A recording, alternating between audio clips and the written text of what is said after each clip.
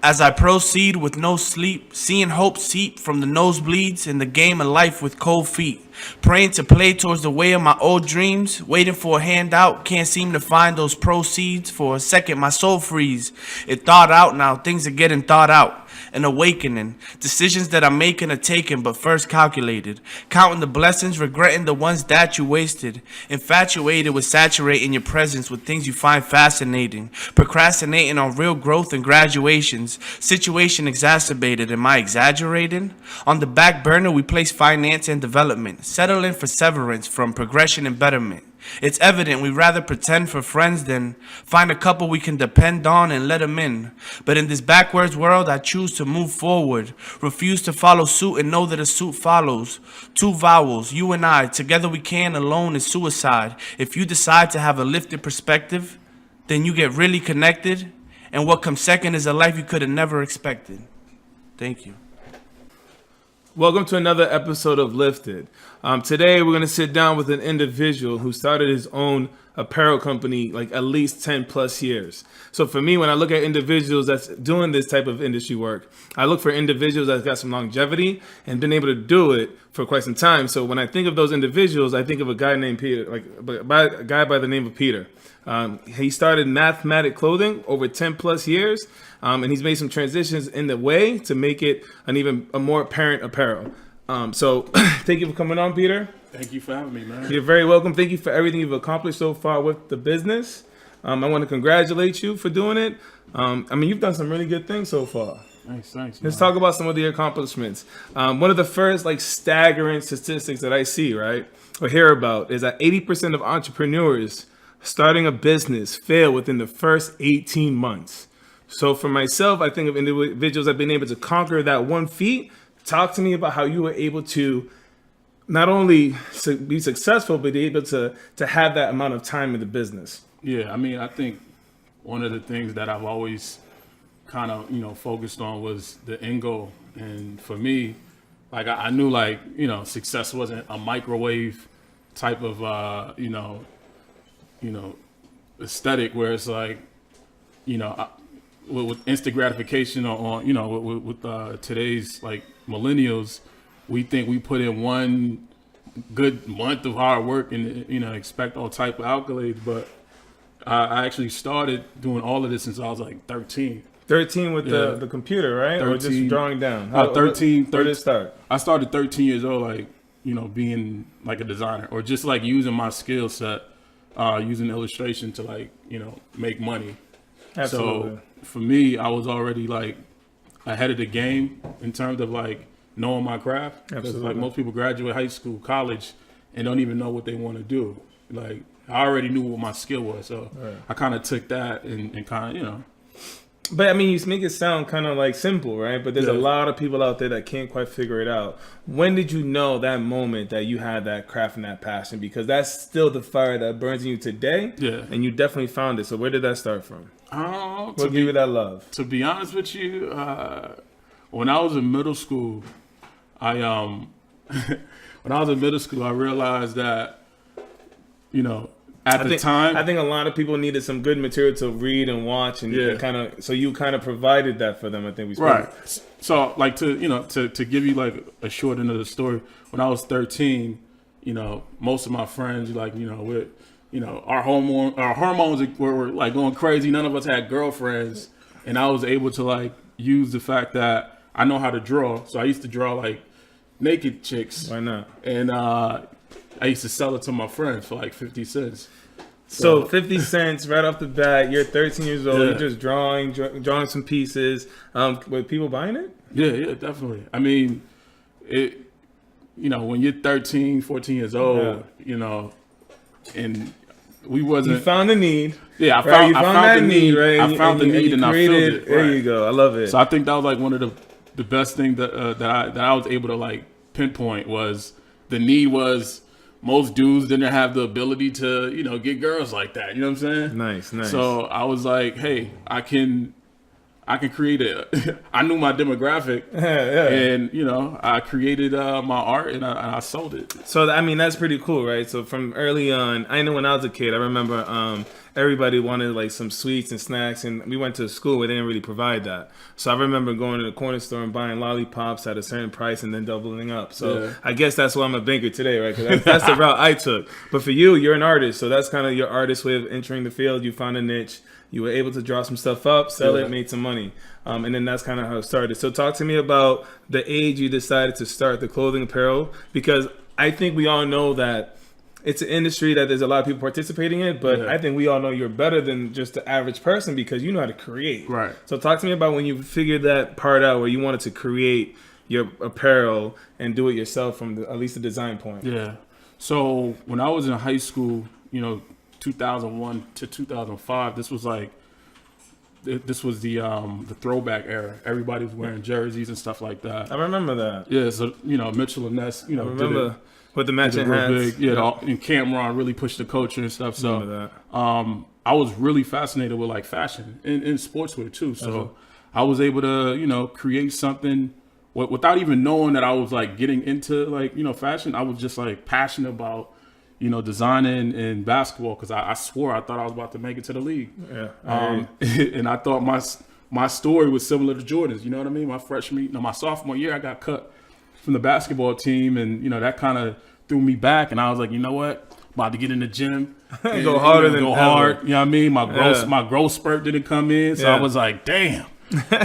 So I soon realized I wasn't Jordan. You know what I mean? Yeah, so you wasn't hanging yourself upside down to get taller. You was like, you just couldn't. You were like, listen, this is for real. Like, this ain't gonna work out too well. So but I think that's an important subject line, right? You didn't keep You didn't like keep trying to fight for that. Like you just kind of knew. I actually did. All right, cool. I still played ball. You know what I mean? I played ball up until my freshman year in college. So maybe just understanding that that's a passion, but maybe you have to find other avenues as well. Absolutely. And then that's when that drawing came into fruition. My freshman year in college, I ended up moving to Florida. Okay. My mom passed away my freshman year, and at the time, for me, like just to like get my sanity back, I had to move back to Miami to go back and get back to the basics. And a friend of mine, my homeboy Keith Branch, he reached out to me and he said he wanted to start doing fashion. And I was already like in that phase where I was like, I'm trying to get busy with my creative my creative art. So that ended up turning into Mathmatik Clothing. And then that was my lane. That was my medium for me to like express myself. You know what I mean? So what I get out of that story, right, and I think I kind of do the same. Like for myself, when I started the podcast Lifted, it wasn't for a specific like, I want to do it for certain reasons. I just really like the fact that you can give information from other generations to the other. So I'm like, how can we connect? For you, it's on that drawing piece, right? It's not about making money, right? I think a lot of young individuals kind of are misled or make some mistakes early on is they do too much for the money part of it. Yeah. And I kind of feel like that's where people make mistakes.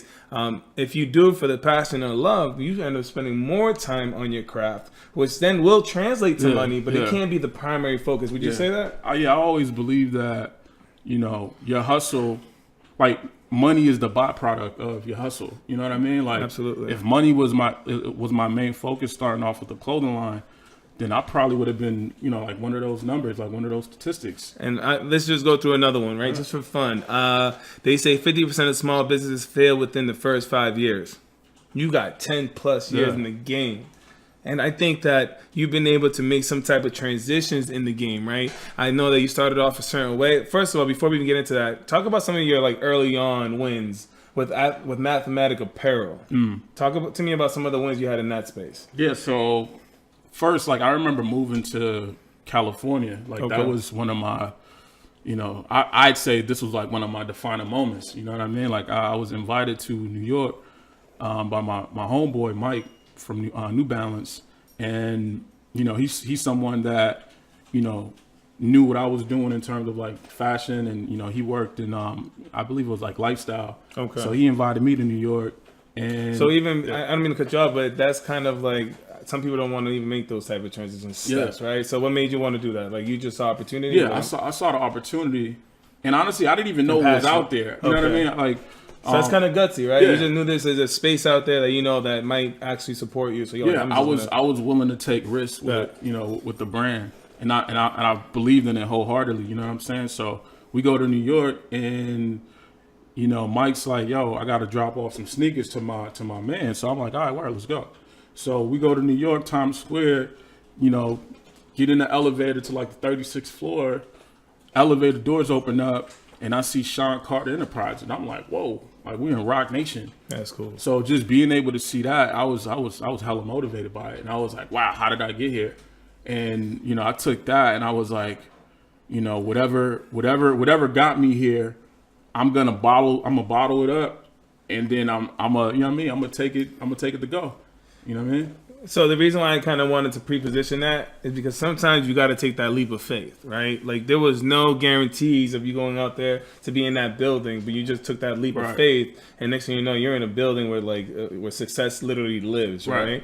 So I know that even through that transition, you've continued to make other transitions. What are some of the hardships that you're experiencing? Because I know there were some pitfalls, right? Talk to me about some of the hardships that you've had, because now we're like a couple years in, right? Yeah, we're like what, 6-7 years in at this point. Okay. I know there was some hardship, and then all of a sudden there was another moment that came up. So talk to me about how hard it was, and then that next moment that kind of brought you back to Boston. And I think one of the challenges for me was when I ended up moving to California. Yeah. I was supposed to move there with my whole team, and it was hella tough just because, one, I didn't have no car. Were you on your own too? Yeah, I was on my own.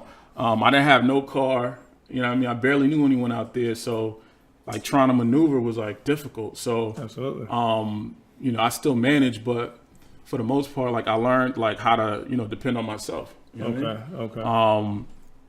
But what else? So I mean, just making that move up there is gutsy. That's another one. So you was able to go out there, build some connections, and next thing you know, you came back to Boston, and then you got a certain phone call, right? Yeah. What was that phone call like from that certain individual that got you back into thinking about taking it to a different level? So we started doing jerseys. We started working with, we started doing like collabs and stuff like that. I ended up doing a Malcolm X piece.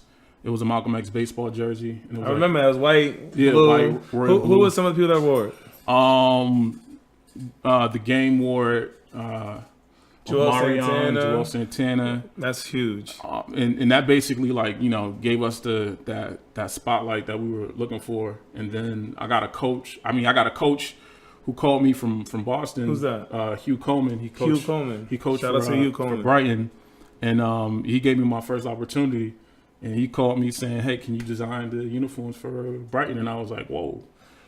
So literally out of nowhere, so because of some of the success you've had with Mathmatik apparel, you got a phone call from Hugh, and he said, "Hey, come out here, and I wanted to introduce you to the team, and maybe look at a different avenue to take." Yeah. Why did you say yes? Because I for me, it's like that's pretty big, right?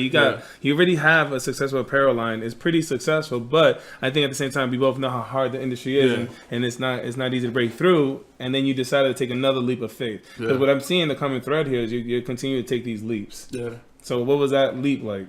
Well, for one, I already knew going into like fashion, it was going to be, hella competitive. Absolutely. And it was by the time like 2011, 2012, the market was like hella saturated. Yeah. Like everybody and their grandma had like a clothing line. So I'm like, how am I going to be able to set myself apart? So I was already looking for like another entry. And, I ended up creating a sub-brand, Mathmatik Athletics. Okay. And I saw that as an opportunity to like pivot and then, switch my business model. So I know I don't want to harp on this too much, but I just love that, right? I think sometimes as a business owner, we get really stuck to what we want to do, but you saw the signs, right? You saw some signs. You started to see how there was a lot of industry, like the industry was getting extremely oversaturated, and you got into that, and you said, you know what, I'm gonna just switch it up. Hugh gave me the phone call. I'm gonna take advantage of this. Yeah. Talk to me about the next steps afterwards. So the next steps, so based on my experience, or like that experience that I had gone from, being at Rock Nation, I literally took that whole that model and I tried to recreate it in Boston. So I ended up renting a space on State Street. I ended up posting, like a ad for like designers and Success is contagious, huh? Yeah, so I was hella like inspired by it. So I was like, wow, let me try to recreate this.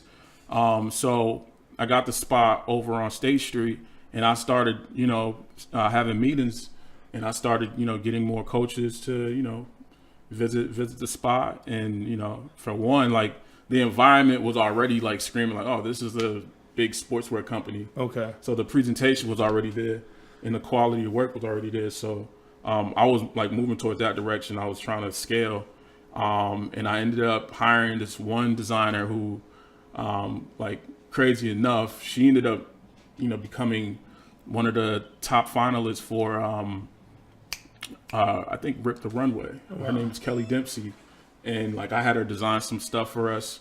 But I was already like, okay, how can I expand this? You know what I mean? Okay. So that was my whole motive to like, okay, I need to scale. You know what I Okay. mean? So No, I get it. I want to backtrack just a little bit because there was one thing that you said to me recently that kind of stuck to me, and I loved it, right? It's based off of the power of mentorship and people mentoring others, right? And kind of lifting each other up. You said this tagline, when someone believes in you, it's a wrap. yeah. Talk to me about why did you feel that way, and why did you say it? Why did you feel that way, and who are some people that believed in you for you to say that? Yeah, early on, my mom was like my biggest believer, in my craft. She used to brag about me just like any other mom would do. You know what I mean? Absolutely. Wasn't she willing to put up some good amount of money to support this? Facts. So my mom took me out of school one day, and we went to Invent Help. It's like this company that like brings your ideas to life, right? It was in Braintree. So we go there, and I had like this huge, book, like a illustration book, and I had like a bunch of designs on there because I was designing sneakers. So she brings me to this spot, and the guy's like, "Hey, we can make a prototype for $1,400." And I, 13 years old, my mom was in the single. 90s too? This was like 2000? 2001, and my mom's like, single parent mom, and I'm like, yo, there's no way that we're about to, pay $1,400 for a sample. And my mom was for it. You know what I mean? So like, that experience was like, wow, like someone believes in me, right? Right. So I was like, that was all that I needed. My mom believing in me. And secondly, my Shout out to all the good mothers out there. Right. Shout out to the mothers that are sole providers that are out there fighting for their children. I'm married 14 years, my wife, and I think it's still damn hard. And then I look at all the single, sole provider mothers out there that's really out there fighting. So I mean, that's just another touch I want to do because it's powerful what they're able to accomplish on their own. So shout out to them. Yeah. Like transition that to another person that used to believe in you. Like who's another person that kind of Another person was my teacher, Miss Bilal. She used to teach art at the Lewis Middle School, and like those are two notable people that like to this day all my success, it goes to them, because for them to like see like the potential at the age that I was at, and like always like motivated me, and was like always told me like, hey, continue to draw, like believe in your craft. Like that was one of the things that kept me pushing and still keeps me pushing today. I love it. No, I love it. And I think that's where the motivation comes from. I think especially in that first 10 years. But now I want to talk about the next 10 years. You got sneakers, right? Now you don't got the sneakers. You don't got the, basketball apparel. Finally got the sneakers. You got some basketball apparel. Can somebody throw me some of them jerseys over there? John, right here. Over here, right there. I want to show some of the gear you got, because now you're just doing some like super good things, right? And we got to show that, right? So now we got some clothing that he's been able to. So talk to me about some of this stuff that you created. Yeah, New Mission High School. Right here in the backyard, right? Yeah. They're right in the backyard in Boston. Matter of fact, now let's talk about this though. And then we let's got the talk next about one. Charlestown. All right, we got Charlestown. And shout out to my lady, man. My lady actually, she helped me get that account right there, man. Nice right there. And this account, Charlestown was, it's definitely one of those accounts that's like, it's it's near and dear to me because of the fact that I got cut. I got cut from the team. You got cut from this team? Yeah, man. And now you're making their jerseys? Yeah, man. Get out of here. I got cut from the basketball team, man. You think they regret that? At least you would have making their jerseys back in the day. Now I'm it's But nah, in my illustration book, man, I used to draw so much jerseys that was like, Charlestown, number 23, you know what I mean? Like, Boom. It was crazy, man. Like I visualized it, man. I think the power of visualization is crazy, man. Like Nikola Tesla talks about it, about visualizing. You know what I mean? Yeah. And I literally visualized this joint every day. Every time I went to bed, like that was in my head. That's not money. That's passion. Yeah. I mean, that's passion. You went to bed dreaming about the materials that you're making for these young kids. So That's cool, Charlestown was dope, man. I ended up doing the uniforms for them. That's what's up. The warm up suits. Uniforms for the team that cuts you. Yeah, that was crazy. Yeah, that's what's up. That's what's up. Now, I mentioned that for a big reason, right? So now you're 10 years in. Yeah. You got some. I mean, you got some good quality work out here. What's next? What's the next 5-10 years look like for you? Man, yup, I pay attention to the market, man. I pay attention to what's going on right now, and there's a big push for tech, and I'm looking to incorporate that with fashion. Damn, so you're just Yo. ahead. You're ahead. You're in on the got different. you, man. I think that's important. I think talk to the young individuals that aren't quite understanding how to think ahead. What does thinking ahead sound like to you? Well, for me, like, my thing is, like, I can't win right now. Like, the goal is not to win right now.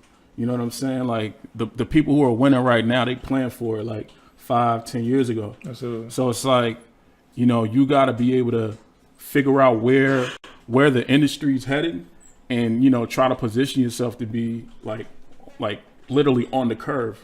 You know what I mean? Absolutely. So I think that's where I'm trying to position the brand, myself, you know what I mean? Absolutely. Is to be able to compete within the next 5 to 10 years, using tech and bringing more wearable, tech wearables into the fashion industry.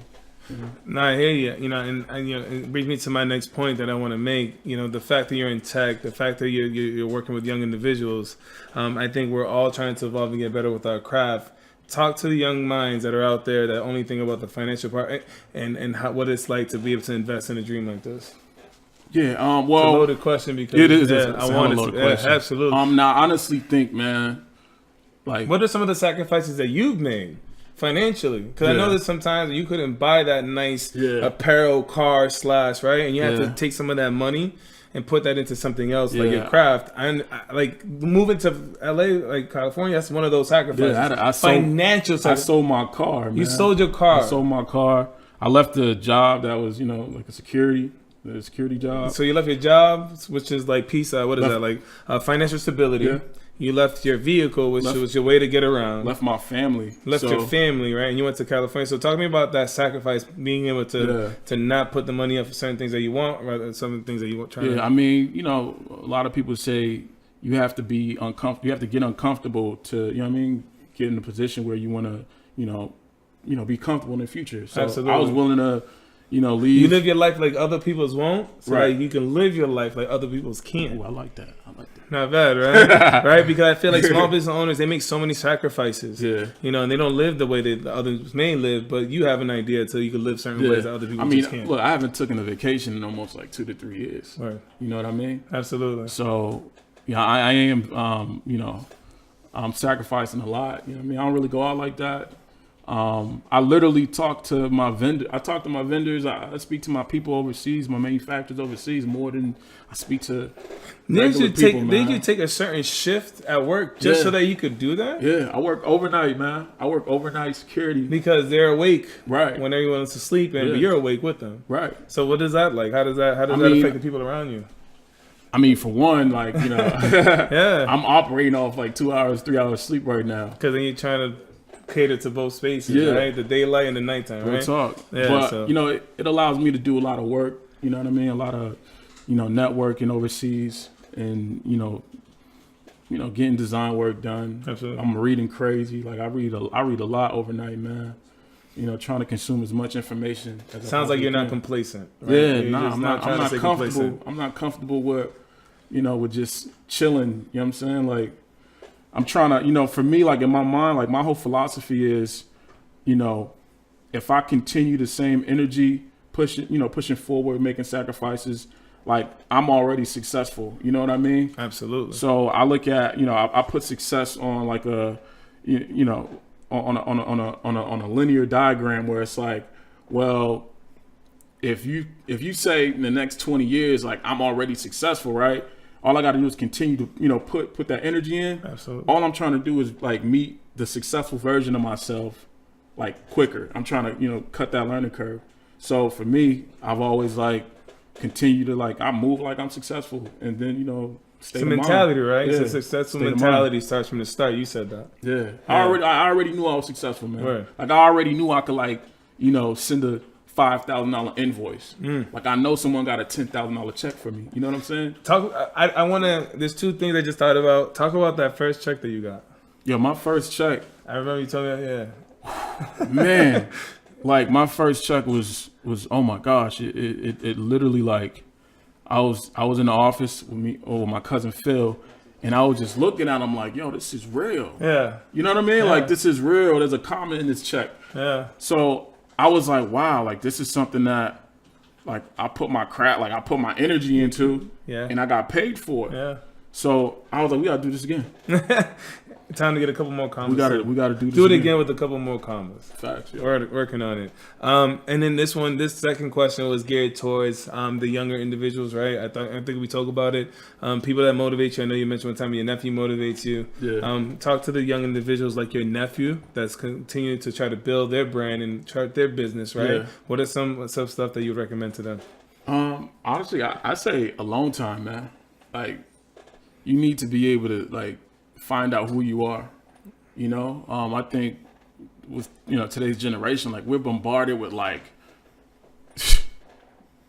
distractions, man. Like I took off Instagram and Facebook off of my stuff. You know what I mean? Like, because there's, you know, companies are building building products that are habit forming. So it's like you wake up and damn, I gotta check my Instagram. It's like a drug almost. You know right? what I mean? They gotta like see get that shot of dopamine like as soon as you get it. So Yeah. I would definitely say, man, like, you know, take a break. Take a Absolutely. break, find out, you know, who you are. And where you're trying to go. Because your perspective, your perspective is you can monetize your perspective, man. Like, I agree. you know what I'm saying? So I would definitely say, you know, find out who you are, and try to, you know, find out how can you solve like people's problems. You know what I mean? Because that's what I was doing. I'm solving people's problems. People, you know, whether you're a school, you know, who's failing, like a failing school, whatever, and it's like you want to rebrand. Like I'm in the business of you know, creating brand identity for companies, organizations, and stuff like that. So, you know, that was my thing. My thing was, okay, I know how to create, I know how to rebrand, I know how to put like, you know, meaning, like give meaning to products and stuff like that. I can connect emotion to, you know, products and stuff. So that was my thing, you know. No, I love it. And all this from a sweater 10 plus years ago, right? Like I think that life takes you in different directions, right? He started with a sweater and went through urban. He had that slew of time, transitioned over to starting to do athletics because he saw the need and people wanted it. I think he's pretty successful in that space. Now he has his own basketball, sneakers, and who knows where it's going to go. Now he's speaking about rebranding companies and businesses and schools, right? So I think that's just a dope like way to continue to develop as not just an individual, but as a brand and as a company that you look to aspire. What are some last words you got for the next group of people listening to this? How do you well, I'll say this. I think we're all talented, man. I think our whole objective is to, you know, share your creativity with the world, man. Like you don't have to be a designer. You know, you could be a journalist. You know what I mean? You could be whatever skill that you know have. I think the whole point is sharing that with the world. Like I'm trying to give everybody like the opportunity to like either rebrand themselves. You know what I mean? Like Absolutely. I want to be able to use my talent and use my craft to like help other people. I agree. Mm-hmm. I agree. So we're gonna kind of wrap up with a quote. I've mentioned it before, but I want to say it again because it's very powerful. Is there are two ways of exerting one's strength. One is pushing down, and the others pulling up, right? And that's by Booker T. Washington. So I think Lifted, living independent financially through educated decisions, is about bringing individuals like Peter, who understands how this works and wants to support others, and he's willing to share information. And I think that's a powerful tool, and I think it's going to continue to support and affect a lot of individuals that don't have access to mentorship, that don't have access to financial information, because we've done different programs, but that's what it's literally all about. It's about sharing information and making sure that we give and serve as much as we can. I think serving others is the way of life, in my opinion. Thank you for coming on, man. Oh, thank you, man. Appreciate it, man. You're the man. Appreciate it. Appreciate Make you. sure you check them out. What are some of your social media? I know, don't overdo your social media time, but if you do jump on, if you are on social media, check out Mathmatik Athletics. Absolutely. And www.mathmaticathletics.com. Perfect. Appreciate it. Thank you, man. Done. It's a wrap. All right.